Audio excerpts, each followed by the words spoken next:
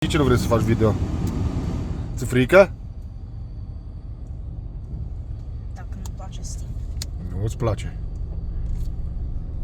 Come on, Dennis. It's not that bad. Ți-e frică că nu avem brakes? N-avem brakes? Da. Da, acum am foarte frică. Hai de mine. Even though acum avem brakes, că you're hitting the brake. Da? Da. Păi avem dacă le folosim.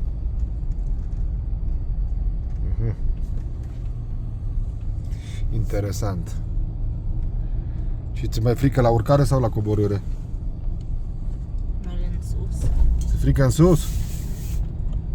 Of, Doamne. Bine, mă, Denis. Dacă ți-e frică în sus, când mergem în sus, o să te lasă cobor pe jos sau ce facem? Da. Da, de unde? Uite aici, ca la Tail of Dragon, uite.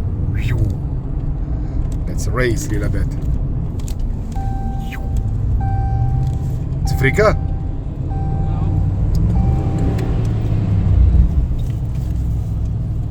Mi are cam frică. Da. Ha? Da, mi este frică. Așa, ne cunoaște.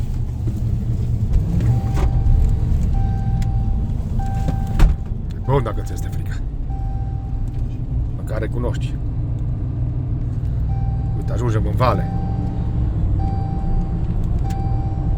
Și avem un stop sign. Bine, acum ți-o trecut frica?